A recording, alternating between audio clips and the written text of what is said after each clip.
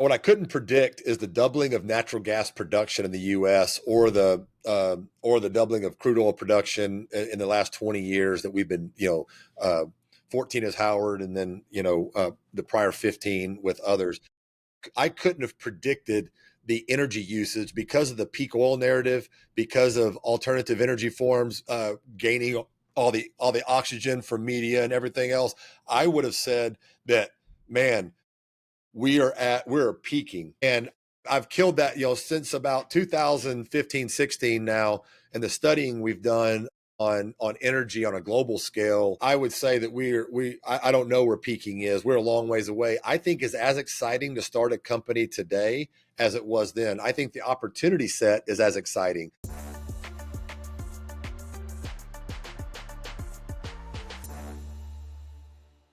Boom. Okay, I think we're live from the San Antonio Howard Energy Partners studio here.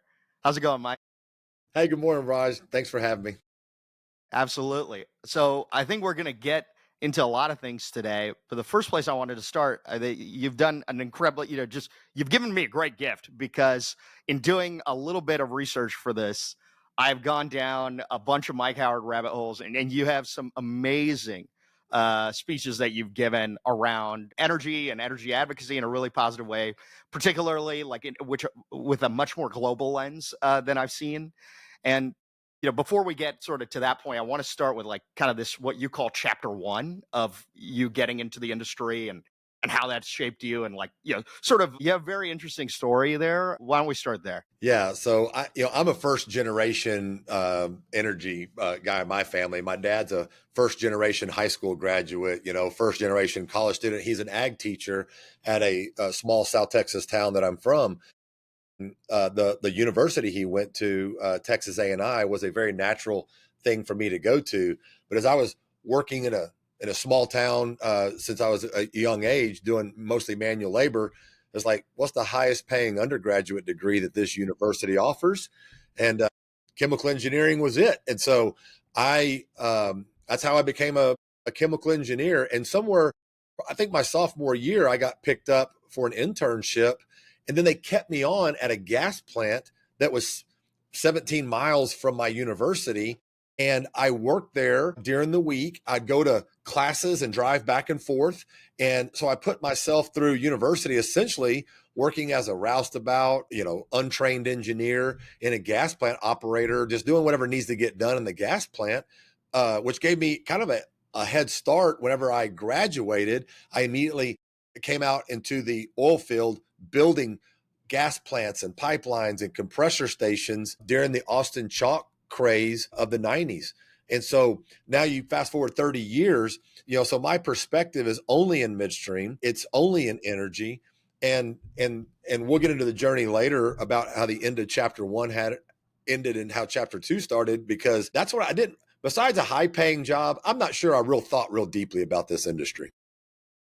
I mean, you were, like 18 at the time. I mean, I guess there's an interesting point here, which is you grew up in a small town. It was very apparent, like by just actively saying, I want the highest paying job.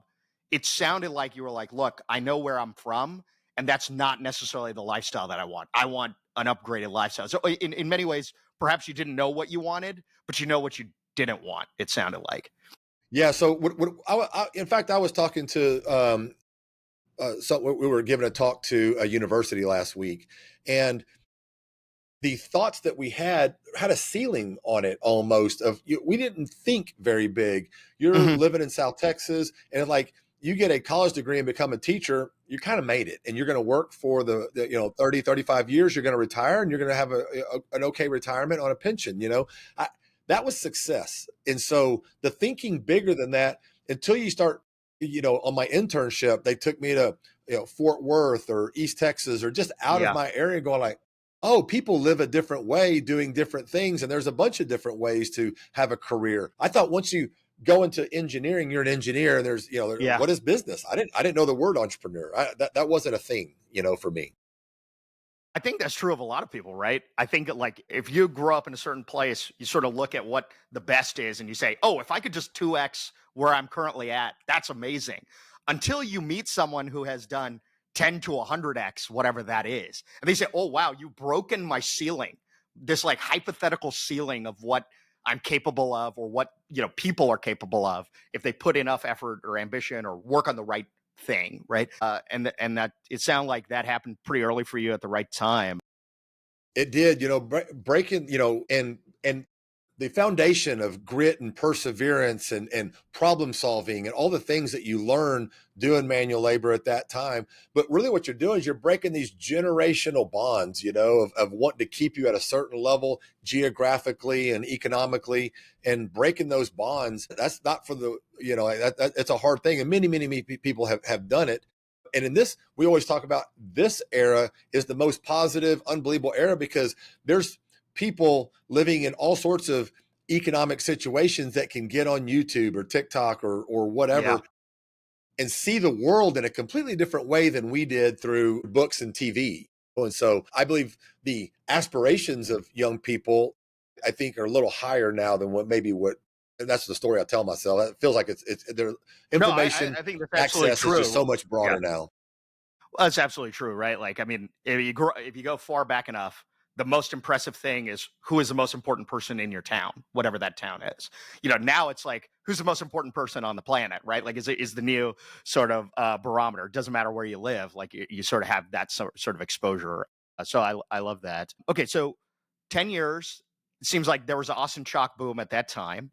You were kind of spending all your time, it sounds like, for early part of career, early part of chapter one in the field. And then there was an opportunity, it sounded like, to move to Dallas. And it was like, was it Crosstex at the time? Is that the first Yeah. So sort of like wear pants job? the company, that's right. The company I worked for, Union Pacific Resources, had morphed into a company called Duke Energy Field Services, which Okay. today is P66, the midstream company of Okay. P66. Working for a very large company, what wasn't exactly what I wanted to do any further. I'd kind of reached the top field position of asset manager, and I was offered a job in Dallas. And I'll tell you, going to Men's Warehouse and buying my first pair of slacks to go into the office every day and wear business casual, that was a whole thing, Yeah. and so and moving out of the field into Dallas, Texas, into an environment I hadn't worked in before was quite the fast transformation. And they were brand new publicly traded companies. MLPs were master limited partnerships were just coming into favor.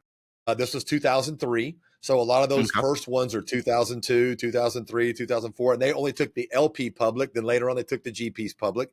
And so I was living through that era. And about that time was the very early beginnings of the commercialization of the Barnett Shale, the first shale that was really successful. And I happened to be living in Dallas, which is kind of that Dallas-Fort Worth region of Texas is where the Barnett is. Yeah. And got picked up by a emerging company backed by NGP Energy Transfer.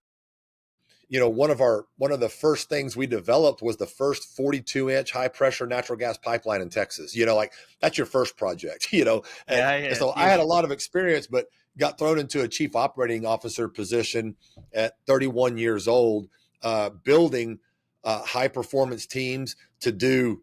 I think in the 5.5 years I was there, I did $7.5 billion of new construction, and that was That's crazy. that's real money in 2005.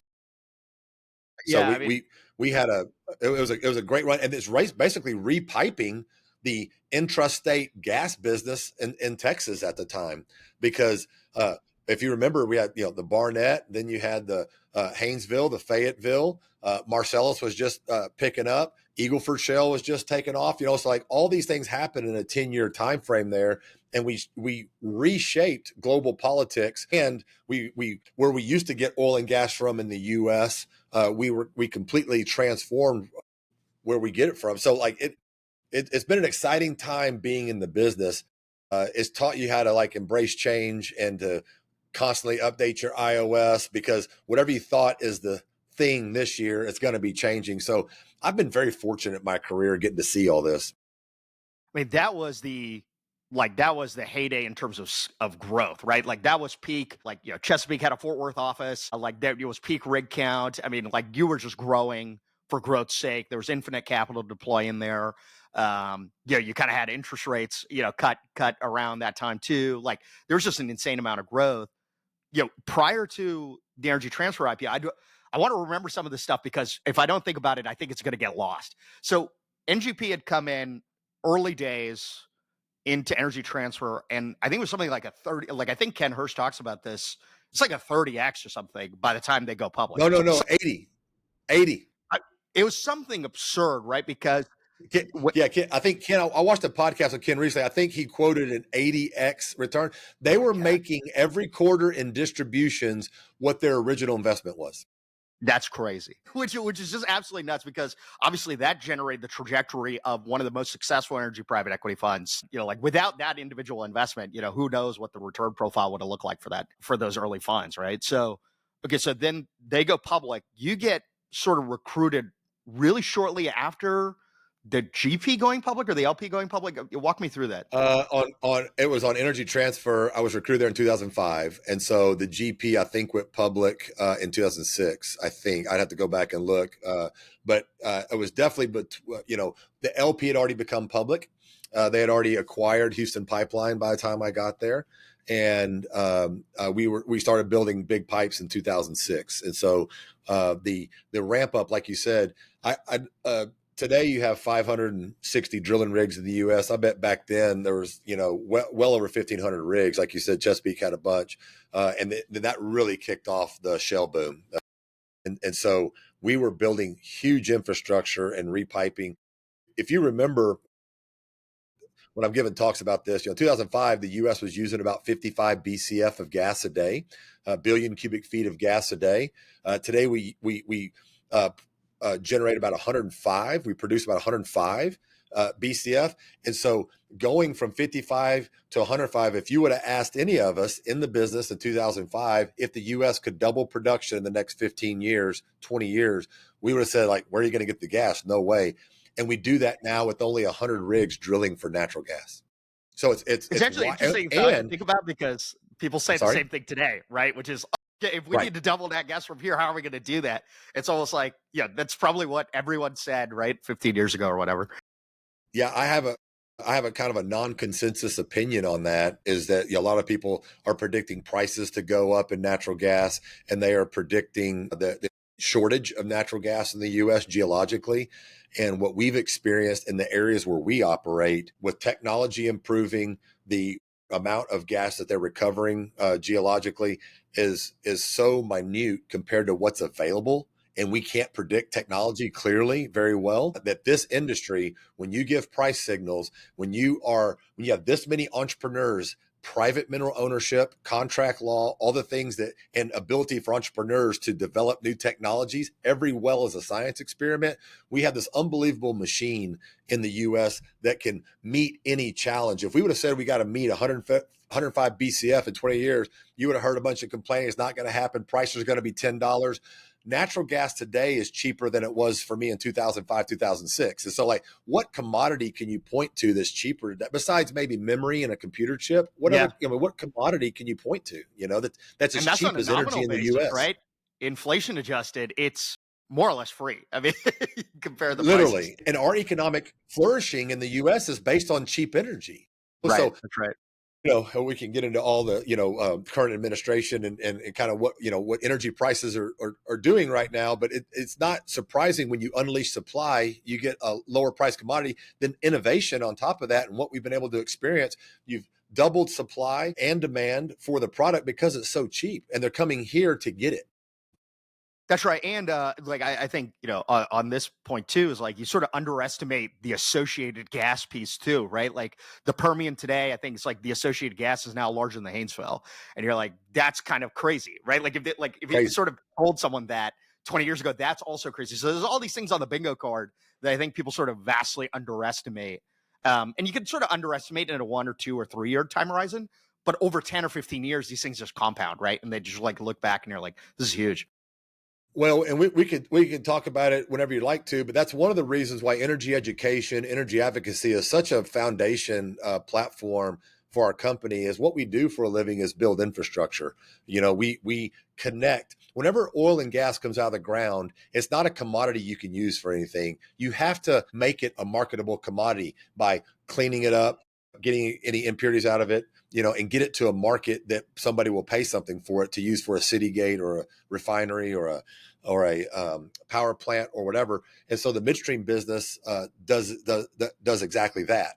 And so what we've learned is when you have these not in my backyard, cities and towns and places, you have federal policy that is restricting infrastructure. You have state policy restricting infrastructure. If people understood where we get our energy from, and be pro energy instead of good and bad energy, or have those conversations about what's good and what's bad, we believe it creates a world that has this continued cheap, abundant, reliable energy for everybody, not just for those living in the U.S. So anyway, that's our foundational platform, is to get more information into people's hands so they can make informed decisions on what they should be for and against. It's actually like a really fascinating concept here, right? Which is the companies that are in the business of building infrastructure like yours want to build more infrastructure.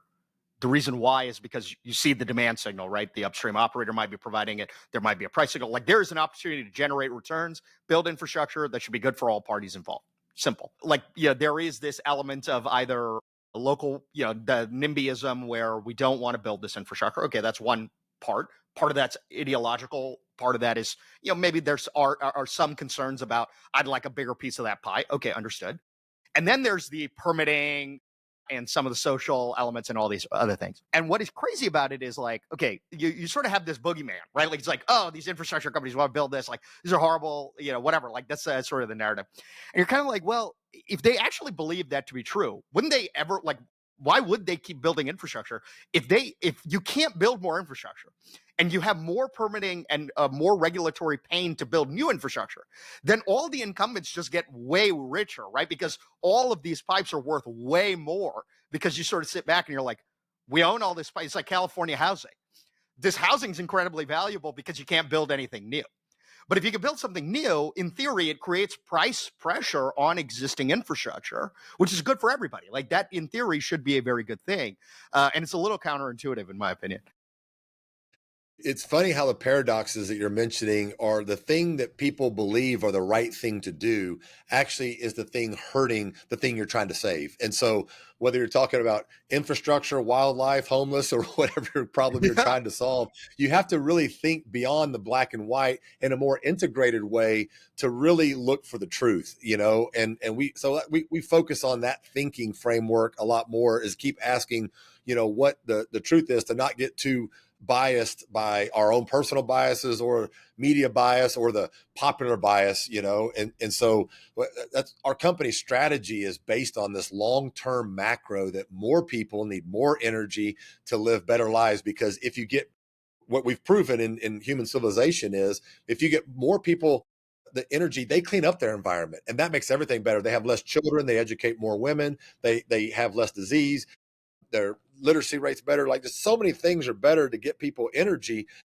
And that's not a conversation. I learned recently the National Center for Energy Analytics, run by Mark Mills. Mark is, I think, a really good author and friend. He puts things in a real world perspective. They studied the top 50 universities, according to the U.S. News and World. 71% of the classes in the top 50 universities are climate focused. Energy classes are focused on the climate. Zero are focused on fossil fuels, and zero on energy poverty.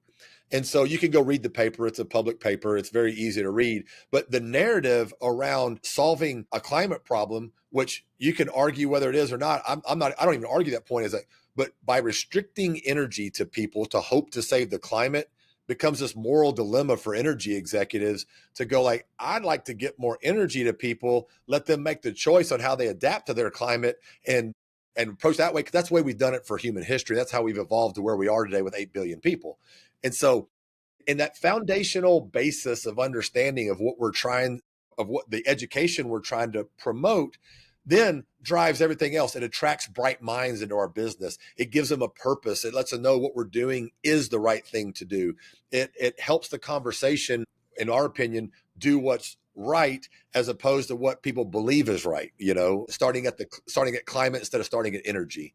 And so anyway, I kind of got off on a tangent there. So No, it's very good. I mean, look, I think anything that is not pushing an abundance or growth mindset by its very nature is trying to decelerate something, right? And like it generates a restriction. It's like we ought not to do something because of the trade-off. It's like that, like an analogy I think about a lot is like, yeah, you go to the doctor and you have a severe heart issue, and they come to you and they're like, "Look, you got to take this drug. Like you're gonna die otherwise." And the view is like, "Well, I don't know if I want to take it because there might be a side effect." And you're like, yeah, like there's a trade-off here, but like I just want to make this abundantly clear to you. You will die if you don't take this, right? Like the decision here is like a very fatal one. And I think that's very abundantly clear. And it's been made by sort of call it a class of folks that have the option, right? It's very easy to suggest or it's been sort of removed from the theory. There's okay, so now switch gears for 1 second. I want to close the loop on this. So you get recruited when you're 31. Do you remember this conversation? Because it feels like that moment of joining that rocket ship at that time in the industry has to be, like, as I look at the career arc outside looking in, probably the most pivotal part to accelerate you as an entrepreneur. Am I thinking about this right? you're thinking about it correct. I mean, I has had the mindset. I made such a big move to move out of the field into an office, and I'd only been there 18 months. My first kid was only, say a year or two old, and I'm having this conversation with a successful business guy, Kelsey Warren, the founder, one of the founders of Energy Transfer, and he's having this conversation with me about his vision and offers me a chief operating officer position.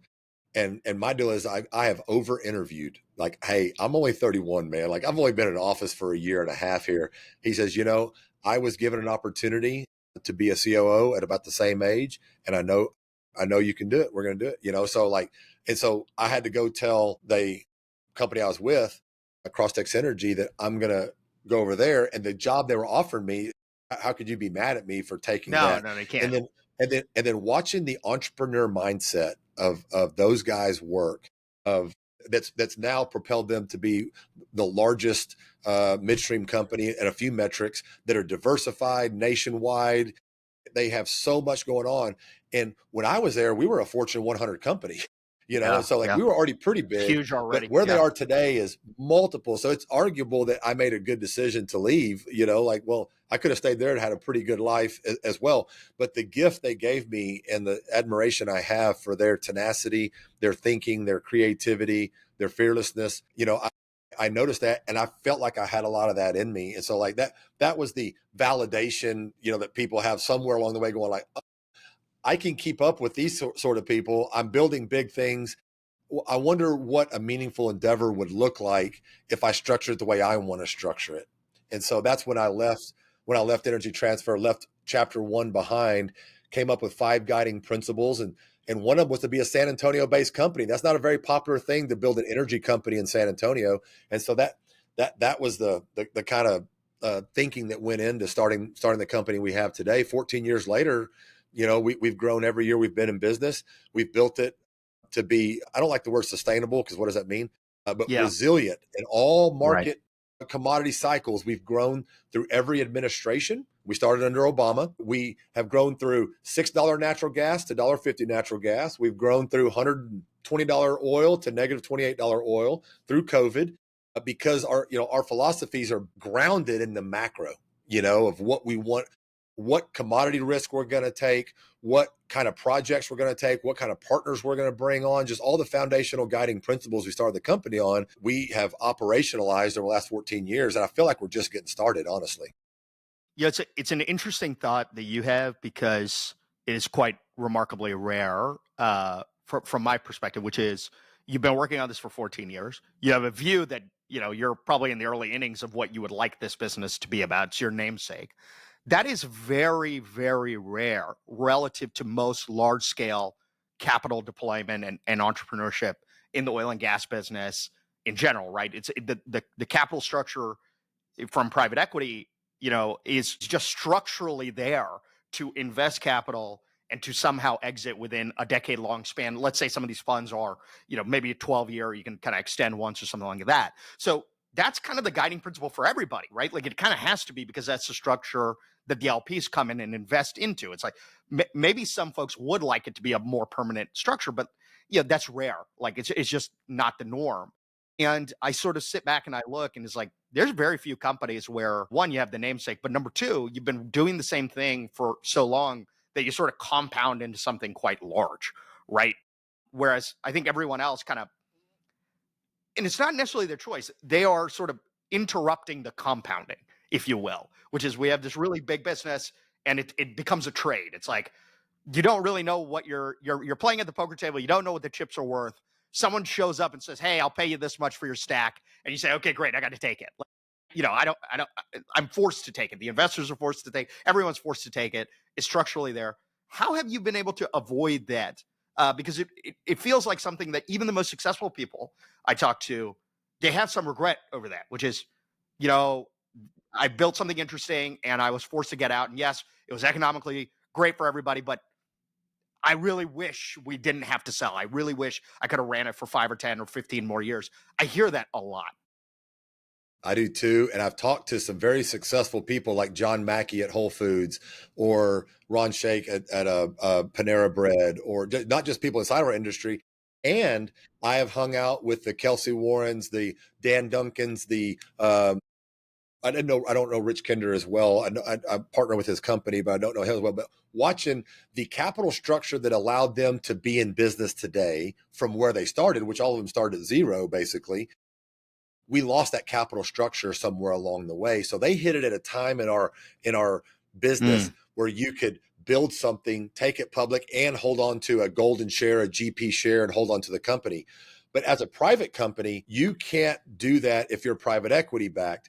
You can't do that if you are really just, if you're public, you're quarter to quarter. You're not thinking in decades if you're public. So whenever we started, it was a couple things. One, when I was interviewing with private equity, and they were giving away private equity pretty generously in the 2010 timeframe. Okay. They loved people that had midstream experience because we had all built so much pipe and things in different shale plays by the time 2010 got here. And there were some emerging shale plays. Eagleford and Marcellus were just taking off. And so they loved people like me that had like operations experience, construction experience, engineering experience, commercial experience. So like, here's $100 million, go build this company. That's enticing. But when you look at the capital structure, and I'm not a finance guy, I'm an engineer. I had to learn this on the job, is that I'm actually working for you. You get to decide how much I grow, what basins I operate in, when I exit, and how much I get to make on exit. Like, well, that's a job. And I see how you're going to make a lot of money. I don't know how I'm going to make a lot of money. And while one of my 5 guiding principles was not money, it just felt like you're working for somebody. I just left one of the best companies that were growing on a meteoric scale. Like, why would I go work for you when I was already working for them? Right. And this is very arrogant, but I've been a president of a Fortune 100 company. I'm 36 years old talking to you. Like, what are you talking about? Like, what have you built? And so I don't necessarily have that attitude today, but that was my thinking 14 years ago. At that time. And so that foundational principle of like, I want to be a meaningful endeavor. I want to stay in business. I look back yesterday, I was preparing for a speech I'm giving here in a few weeks.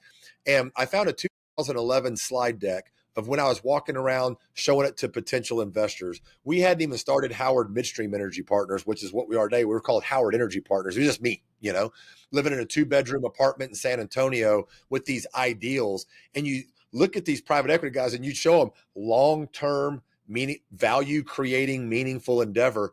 And they look at you like, okay, that's Pollyanna. Like, okay, but what we're going to do is we're going to start up, give you about $100 million, build a team. And then in 5 years, you're going to flip out. We'll make 2 or 3x our money. Yep.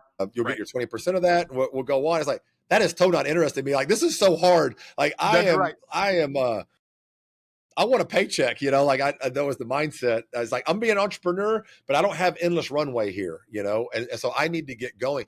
I actually, Crosstex Energy, which we just talked about, actually funded 50% of the equity to start Howard Energy, and a company that we were using for construction at the time, Quanta Services, a very large multi-billion-dollar construction company, still in business today, were my first equity providers. That's weird. Two publicly traded Very companies, non-traditional. very non-traditional. And since that moment, I've stuck to that game plan. Non-traditional capital, keeping our values front and center, keeping our strategy front and center. This is what we're going to do. And I'll tell you that there has been times where you really question yourself by keeping a principled approach, because pushing the easy button, I could have sold numerous times on the Well, that's way kind of up, what my thought was, is like, okay, go run that simulation back and say you took the 100 million or $150 million equity check.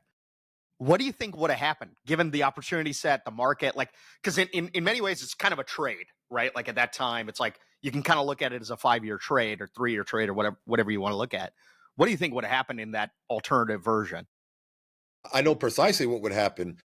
The first turn would have been successful because that was in the 2011 and 2015 timeframe. Yeah. Huge exit market. There was a lot of people buying and going. IPO market was open in the midstream space. A lot of people buying assets on these startups.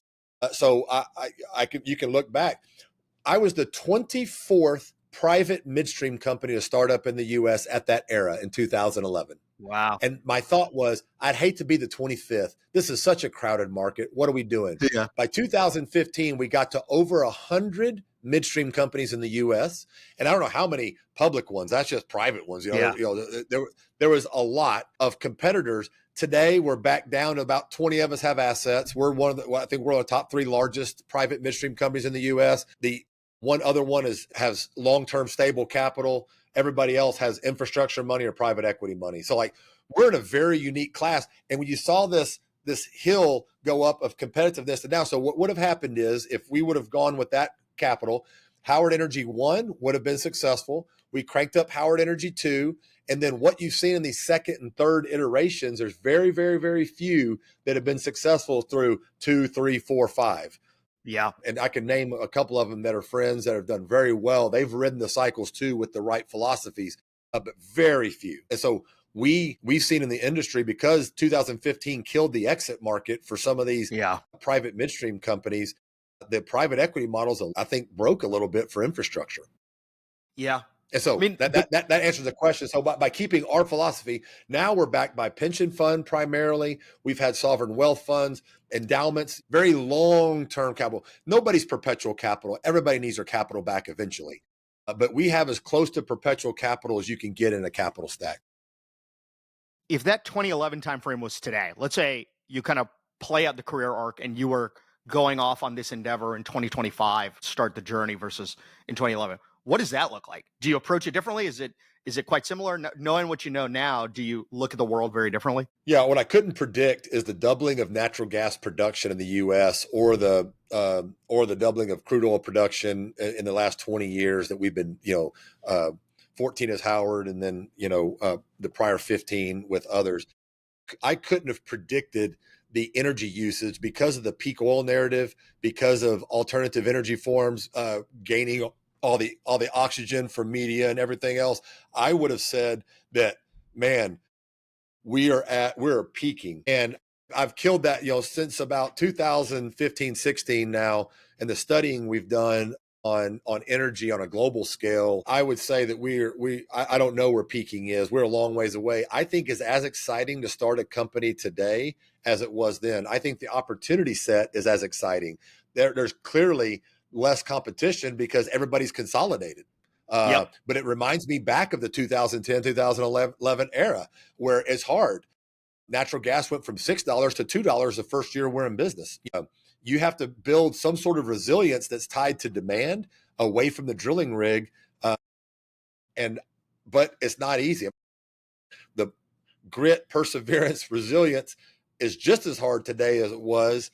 Nothing's given. The only time that I can say that it was a little easier was that period of time when MLPs were so hot. All you had to do was spell pipeline and you could get a job, get $100 million of commitment, and you would exit in 3 years. Everybody would buy your stuff. And it's just not the same anymore because we built, got to remember, just to give you some statistics, there's 45,000 miles of interstate highways in the United States of America. That's 45,000. That's a lot. There's 3 million miles of pipelines in the U.S. Insane. We built 500,000 of those in that 20-year time period. Okay.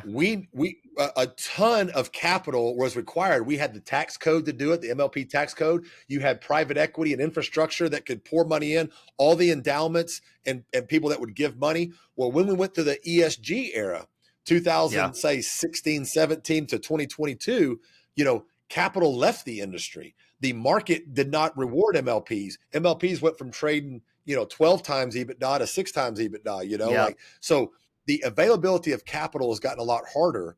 And so that feels like that's the hardest thing to do, but like it's coming back into the market now. People recognize that world needs energy because of all the conversations around AI and electrification of everything and EVs.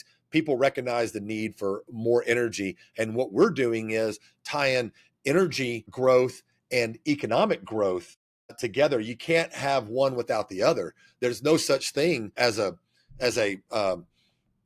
rich, low energy country. There's no such thing as that. We haven't invented that yet. So if your country is doing well, if your region is doing well, if your city's doing well, you have access to cheap, abundant energy. For sure. I mean, that, like on the MLP point, it's super interesting because it was a win for so many people on the capital and the founder and the investor front, because you had this opportunity. There was a giant public-private arb. You could take those assets public.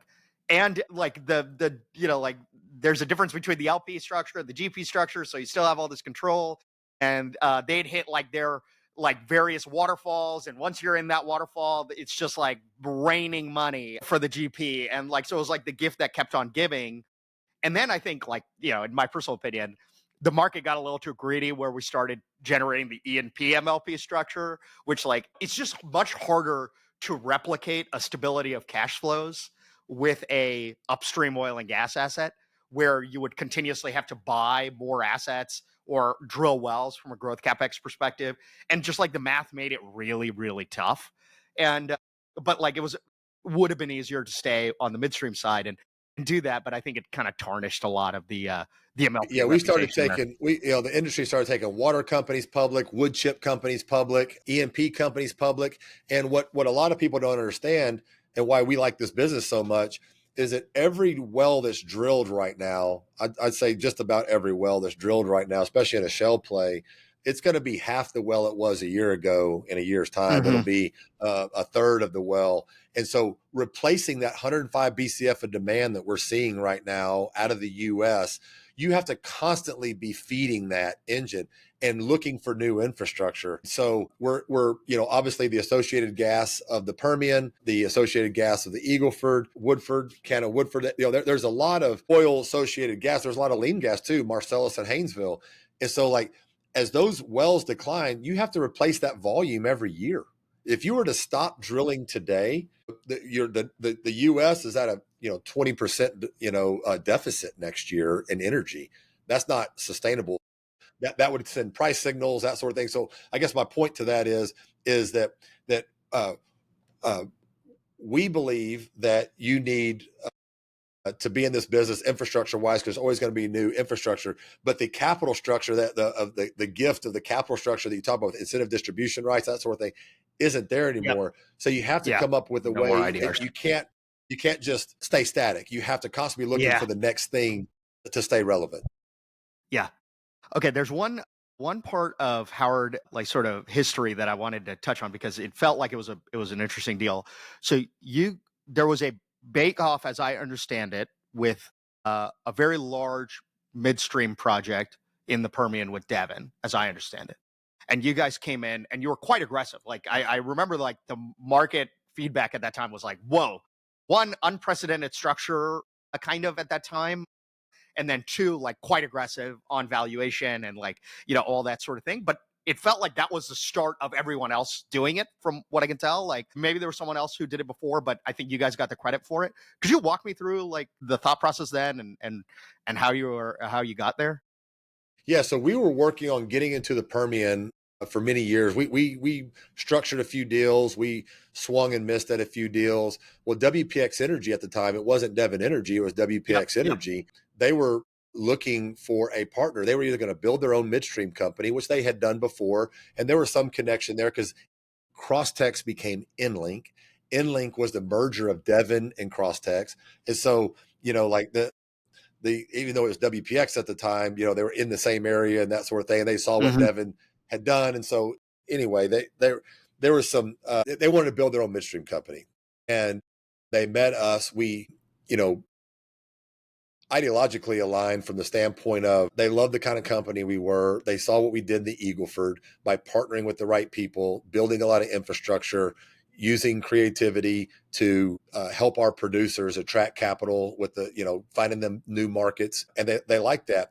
I think what you're referring to is they had a large acreage position plus some crude oil infrastructure that they were starting to buy. And what we did was paid them for future, the way we joined the capital together, we paid up for that infrastructure they had in place and for the right to be there. I think we called it right. I think WPX did very well enough they climbed. Devon did not as fast. WPX, they merged, and the WPX leadership actually became Devon leadership, which is still the way it is today. And now they're a much larger company. So we like the geology of that area. I don't think we do that for structure's sake. We're too conservative to go into an area and bet. We believed all the way back to the RK Energy days that WPX bought. We did very deep geological studies that we did that deal in 2016, 17. They've always had rigs on that acreage.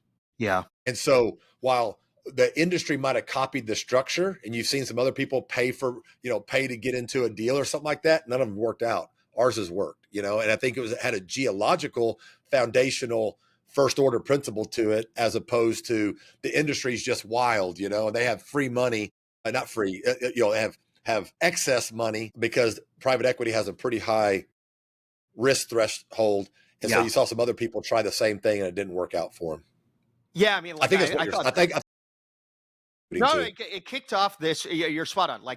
I forget that was actually RKI assets. Then it went to WPX, and Rick was obviously quite entrepreneurial himself in terms of thinking about stuff. And so when I think about it now, it's like I think that was the start of the acreage dedication era of, okay, we're going to pay up. Like these rights have, these assets have rights or value. We should pony up for it on the front end. It's effectively remove that value arb, which was, hey, look, you come in and build infrastructure here, you're going to get rich. Anyone who comes here builds infrastructure is probably going to get rich so long as we run the rigs. We want you to pay up something for that asset, particularly since we're already ponying up quite a bit for the acreage in the front place. And I think that kicked it off. Now, folks might have not done it as judiciously as you thought about it as, hey, look, this is very core acreage. Like, it doesn't matter what happens in the market cycle, like WPX is going to have rigs here. And so like that probably solved the problem. But it felt to me like that kicked off an era of people demanding acreage dedication everywhere. We've never been credited with, we've never been credited with that. So that's interesting. But I can see why you are saying that. And what's funny is we don't do acres dedication deals like at Howard Energy. I'm trying to think of, besides that one, we don't really do that much. We're kind of an infrastructure company that we built about 50% of our company. We've bought about 50% assets and added to it brownfield. And so most of our conservative thinking is MVC backed, where you have a minimum volume commitment or something like that. But the Permian, we feel like, they've been drilling there for 100 years. We think they're going to drill for the next 100 years there because of all the benches they're focused on. We did it from a gas play even. We have a very small oil business there, but we really like the gas, and we liked the gas 10 years ago there. We think that, and sure enough, here's 20 BCF coming out of the basin now. And a quarter of the natural gas in the U.S. comes out of the basin. Almost 100% of the crude, about 50% of the crude oil of the U.S. comes out of there, but 20% of the natural gas, 25%. So we needed to be in the Permian, and we got there, and we were happy with our position there. Yeah. I thought it was an interesting deal at an interesting time, and everyone was trying to get in that last hurrah of, call it growth capex on those basins at that time before things started to kind of flatten out a little bit. Yeah. Okay, so moving forward a little bit, we want to talk about power. So I think one of the things we've chatted about before is, look, AI has this insatiable need for power, and let's be optimistic. These sort of tools can be hyper productive for society, particularly if we can get those AI agents to work towards superintelligence, solve humanity's problems. Well, unlike knowledge work that gets done in an office building today, they're done, in a data center. Those data centers require insane amounts of power specifically, and we'd like to build that in the United States. Yeah, it sounds like there's an insane bottleneck today on the equipment side. Like, forget about the permitting side. It's just like the equipment side of getting nat gas turbines. How do you, like, if you kind of want to put a magic wand to get a lot more nat gas power online, how do you do that? Yeah, what we're talking about is the velocity of the speed in which we need to get it online. It's unprecedented. If you look post World War II, we grew our electrical infrastructure through the Rural Electrification Act and all this. We built 6 million miles of wires. And we were growing at about 1 to 2% a year in electricity in the U.S. Well, the last 20 years, we've actually been flat on growth. So most of my career, meaning that because of coal switching to natural gas, which is more efficient, because of sending manufacturing overseas, because just efficiency gains in general in housing, we have actually not grown our electricity use that much. We've grown natural gas use because we coal switch, right? We're off of coal. Right. What we're predicting now, what we're seeing is a 5% per annual growth of electricity use. That's unprecedented in the US. It's unreasonable to assume that supply chains can then just consume that. What we saw during the shale boom, there was times where pipe was constrained, compression was constrained, pumps were constrained. So we've been through supply crunches, drilling rigs, people, all these things, but capitalism wins. So while today people are breathless about the lack of equipment to meet AI demands, they will be creative. They will figure it out, and we will look up in 5 years. We will have a lot more electricity in some unique ways, some of it built behind meters, some of it on the grid. We'll have new legislation to support those supply chains. We will have new factories. We'll have all sort of things to meet the demands if you can make a return on it. Capitalism wins in this situation, in my opinion. Will electricity prices go up for consumers? Yes. Will AI continue to grow and be insatiable in energy? Yes, under our current understanding. Do those companies need to pay for a lot of this because they're $1 trillion market caps versus the largest energy company being maybe $500 million or half a trillion? The whole energy sector, I don't think, is $1 trillion. So like one company, and they're going to have to pay for some of that energy, and they're learning very quickly how physics and thermodynamics work when it comes to energy. And the size of data centers they're talking about are so unprecedented on anything we've ever built in the U.S. and around the world. I mean, Mexico has got some going in. Saudi Arabia, different places have data centers going in right now. The velocity and timing of that is what's going to be throttled by supply chains, that sort of thing. But capitalism is going to win. So when you think about that as, like, let's call it, that's the whale of growth here. If you're somehow associated with the nat gas to power sort of ecosystem, whether you're a nat gas producer, you're midstream, you're the power, there's something to build there. Particularly if you're an entrepreneur. If someone comes to you that's like in their 30s and says, "Look, I think this is a huge wave," what do you think that business plan ought to look like that you would say, "Oh, that's going to be a home run"? Like, how would you think about that today? Because I think you're going to need hundreds of those entrepreneurs to show up and try to help solve this need, right? So there's two ways to look at this. One, I'm on the providing energy to provide power side, and have we developed a 327 megawatt power plant near one of our industrial facilities in Corpus Christi. The power market in Texas does not incentivize dispatchable power. It's actually, the forward power prices do not support new power build on dispatchable power. It just doesn't. Our current power market does not support investment in Texas. Texas is one of the largest data center states today and growing. And it's shocking that we don't have a power market that can do that. So if you're going to be in the power plant building business and you're in dispatchable power, I don't know that Texas is the right place to do it unless you're paired with a hyperscaler behind a meter. That is a good thing. But what I would say is, if you're on the construction side and have the stomach to get high school trade people to come into the trades And construction wise, you could have 1,500 electricians just at one single data center site for years. Yeah. We don't have 1,500 electricians at one data site. I was speaking to Mike Rowe earlier this year, the Dirty Jobs guy. We were at a conference together for a couple of days, fascinating guy. And what he would say is, there's like 700,000 blue collar jobs open right now. And he says they're in the 8th grade that are going to fill them. And we're seeing a shift in some universities with trade schools, shop classes, and those opportunities for people to come out, make 6-figure salaries within their first 3 years, not pay for a 6-figure education, and be wildly successful. And I think those entrepreneurs have as much chance to do really well as opposed to just the energy people that are pipelines and the actual turbine manufacturers and that sort of thing. I think behind the meter power generation, I think is going to be important because the hyperscalers will pay. And then the people that are building those facilities, and that's including the LNG facilities we have on the Gulf Coast, you can see the doubling of those coming. Those are massive, huge industrial infrastructure projects. And the welders, the technicians, the electricians, right? They aren't there. I'm sorry? They're DOT regulated too, right? So a lot of those employees or the contractors get drug tested, and it's like a good percentage of the churn is huge, right? In terms of how many people that they lose every week or every 2 weeks.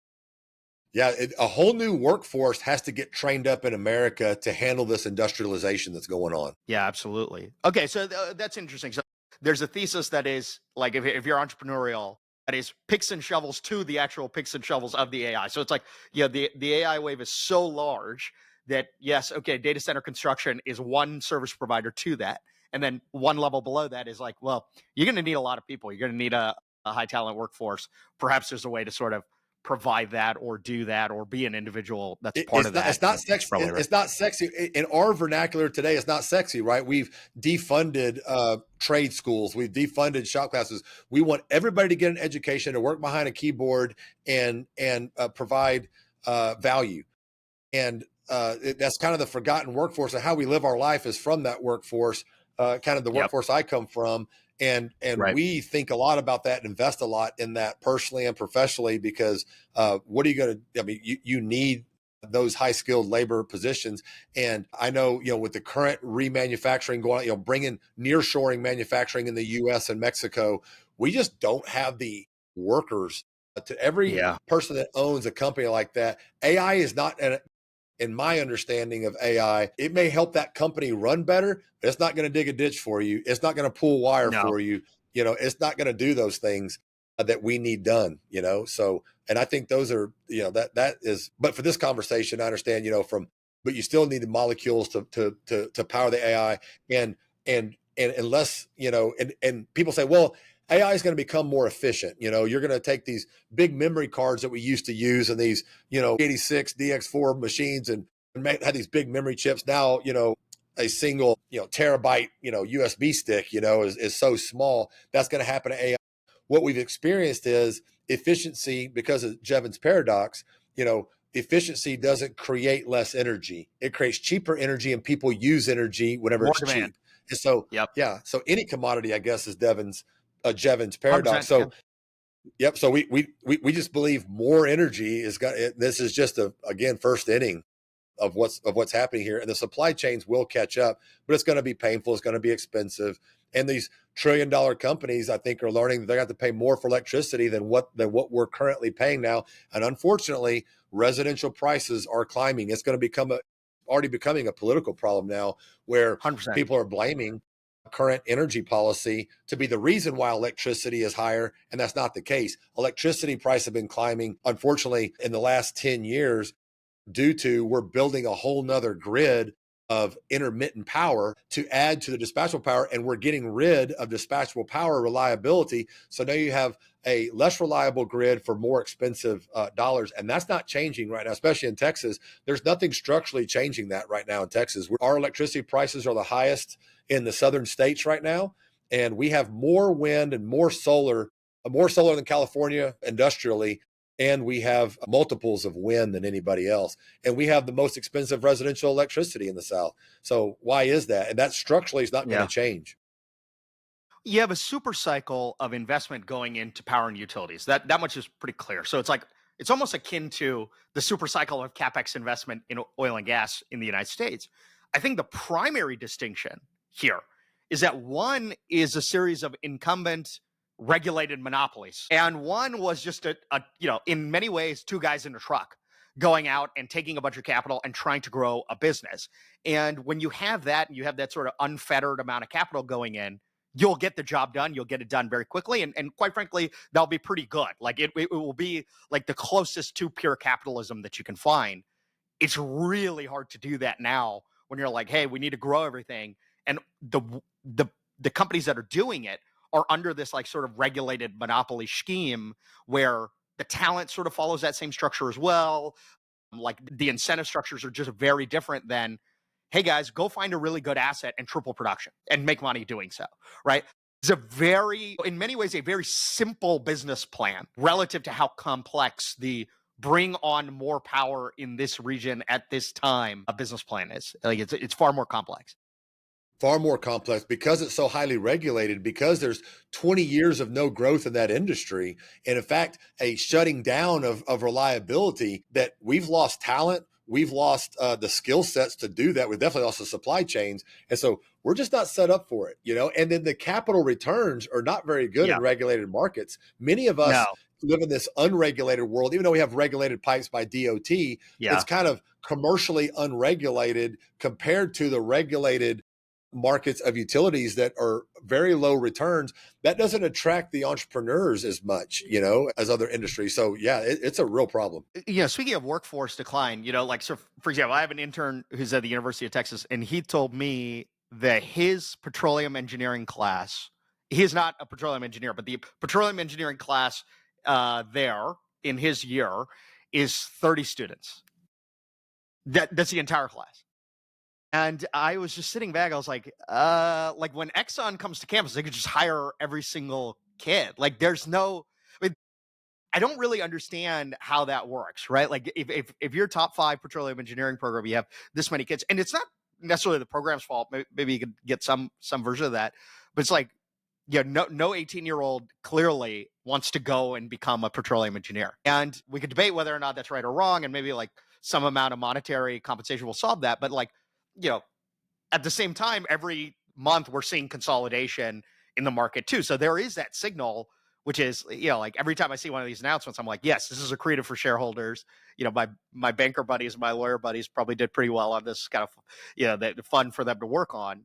But I'm not sure that's necessarily great for the workforce development piece. At least it's probably good for capitalism, and that's probably the best thing, but like it's not really good for the workforce development. How do you think about that problem, and how you might, even mildly incentivize people to think about joining the industry? Yeah, so our tactic that we use is talking about how the industry is resilient and going to be here for decades. That we have not figured out peak oil, peak gas, peak coal yet. The world uses over 80% of the primary energy consumption of the planet is those 3 things. Wind and solar is 2.8% of the world. Electricity is only 20% of the world. So like if you did all solar and wind and nuclear, you still only solve 20% of the energy equation.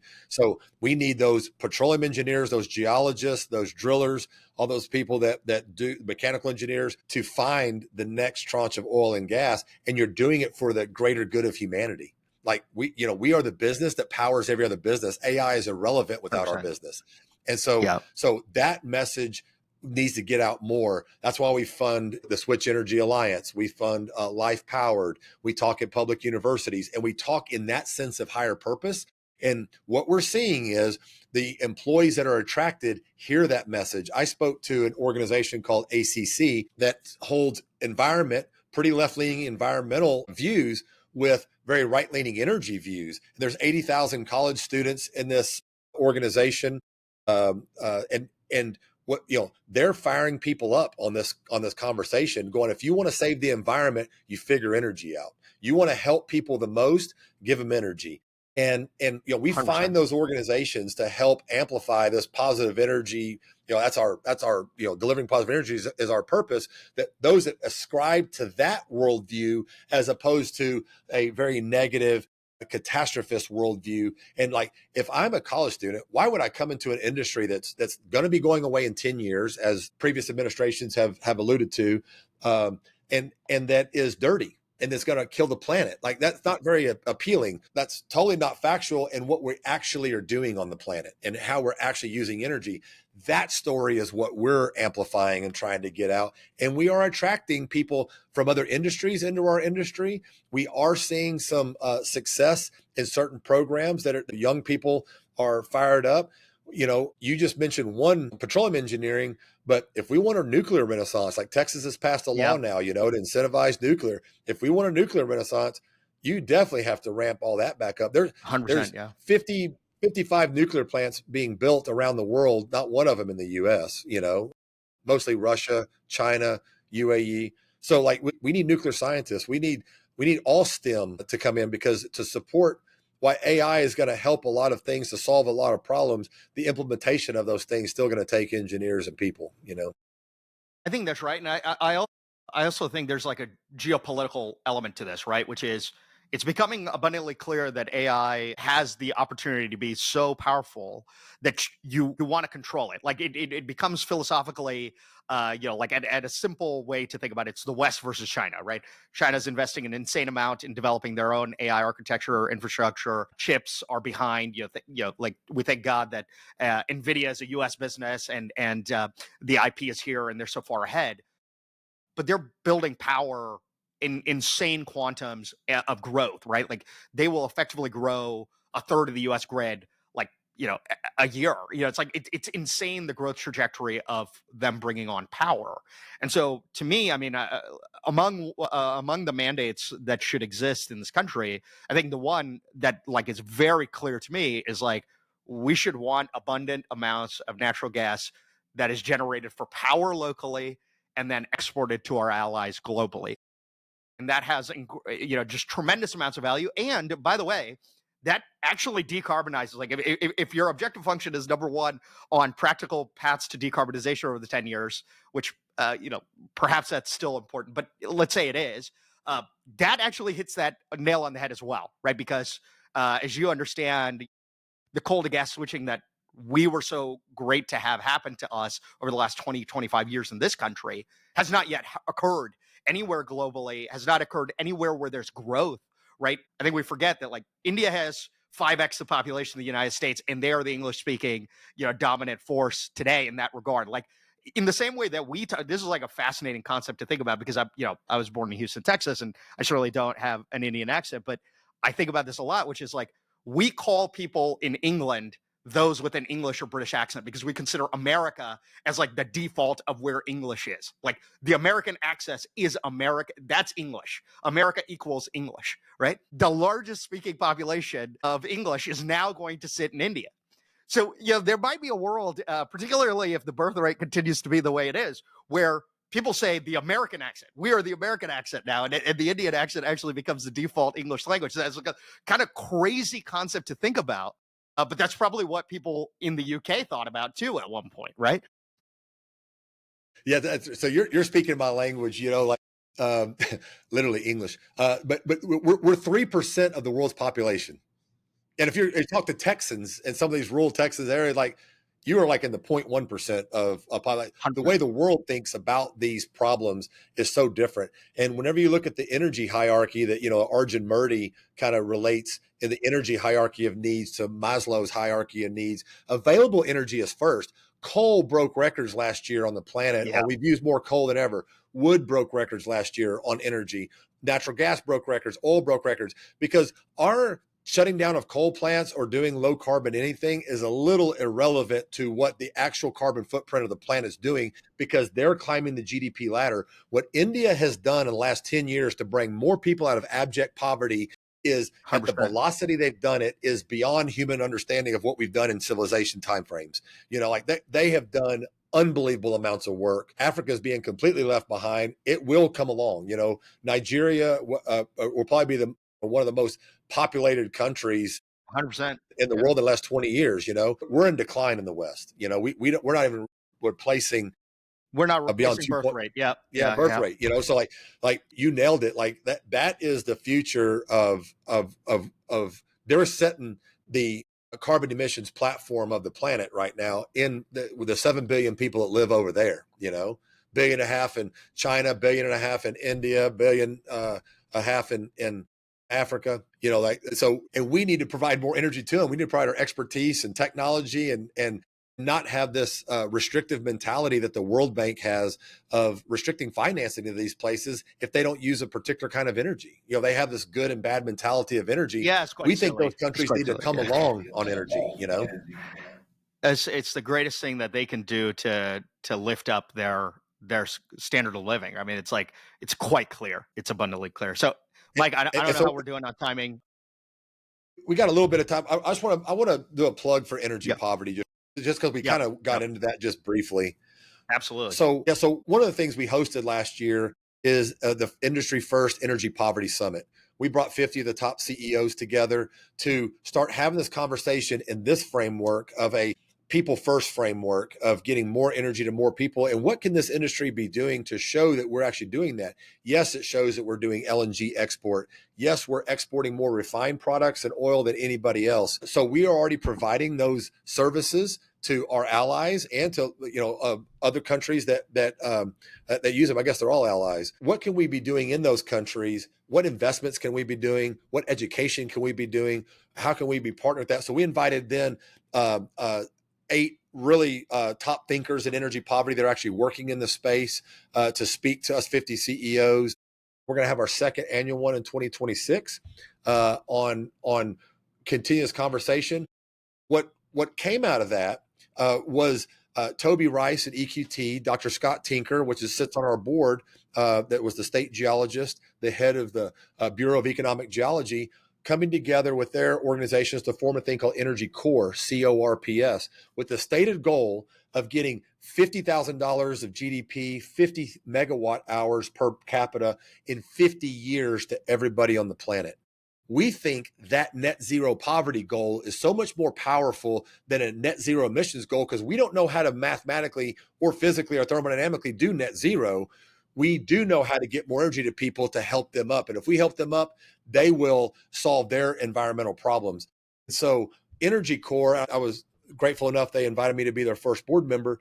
We've worked this past year to put some structure around that. You can go to energycorps.com and look at how you can get involved. But it's going to be one of the largest philanthropic efforts of our industry to bring forth this idea of net zero poverty in 50 years and to get these universities to not stop talking only about the climate, but add people and energy poverty to it to get this mindset of let's get more energy to more people and help protect them from the climate. Yeah, I think about it as a twofold exercise. One is if you're a lottery ticket winner, you live in this country, you do pretty well. The reason why you should want abundant amounts of energy and power in this country is because that has a chance of developing a US superintelligence. And if we hit US superintelligence, the abundance, in my opinion, is sort of crazy. That's where you sort of AI to the power of AI. And that just requires an insane amount of power. So if you're already a lottery ticket winner, you live in this country, you're born here, it's just an amazing time to be alive. I mean, what a time to be alive. For thousands of years, humans did nothing. And now everything changes every month. Like what an incredibly amazing time to be alive. In that case, I think we can sort of unleash this US superintelligence using AI, and that just requires an insane amount of power. If you're not the lottery ticket winner, you are in the billions that are still ascending in society with the basic needs that we take for granted every day. Your point is so obvious, which is the best thing that can happen is that they just get access to more energy, period. And whether we export our technology in order for them to do it, we export our molecules in order to do it, whether we sort of create a structural environment, a regulatory framework where they can unleash all of their natural resources, that ought to happen because that's more or less what happened here. And so, yeah, we're getting our butt kicked by China. People don't understand how fast they're growing energy infrastructure. The type of building they do is massive. And what our fear is their AI catches up because they have the energy that if we don't solve our energy problem, and that's why I love that the National Energy Dominance Council sits right underneath the National Security Council. That's the right place in government. We need to be thinking about energy in a pro-energy way, not in a good or bad or restrictive way. We need to unleash more energy. I agree. I mean, look, there's an argument. We have better chips, we have better technology, all these sorts of things. But if you throw 10 times more power at some of those chips that they're working on. And by the way, they're working on the next generation of chips over there, and the people there are working 7 days a week, 12 hours a day. I mean, they are incredibly bright people that are working on this problem every day. I mean, I think people forget that, which is that country has more gifted kids than we have population. So it's like, like let's like put this into perspective at the number of smart people that they have, and they can coordinate those people towards one singular mission, and they have. And so I think it's like it's something that does get served as a boogeyman, but I think there's a practical reality here, It's very, which yeah, I is think it's very practical. I agree. you need to think about this. And the numbers are abundantly clear. It's not a hypothetical, it's something that they're already doing, which is scaling power. And No, we ought we to have think the about data. scaling We power. know this, right? Yep. That's why I love the energy conversation, and I, we probably finish up, but I love the energy conversation because it's not it's physics. It's like, energy is neither created nor destroyed. First law of thermo, like so we see what power they're creating, and then you can watch their flourishing happening. This is all 100%. measurable things. It isn't theoretical. Directly. Okay, so as we wrap up, Mike, is there anything else that we didn't cover? Anything you want to cover? And then, what's the best way for folks to get in No, front of you if they want to talk? yeah. So the best way, I started LinkedIn a couple years ago, to put some of the stuff out there. LinkedIn, I'm easy to find there. The other thing is people that we educate, we love to point them towards books and resources and YouTube videos and talks to kind of change this mindset. On howardenergypartners.com website, you can go to insights and look at some of the stuff that we look at. We try to transcend politics. We try to transcend bias and try to look at like what is happening today and what the future could look like. And so, you can see some of the resources we've used there, from our world and data to the statistical review of energy to NCEA's data, IEA, EIA, all the places we go for data for, to kind of form our thoughts on the macro here.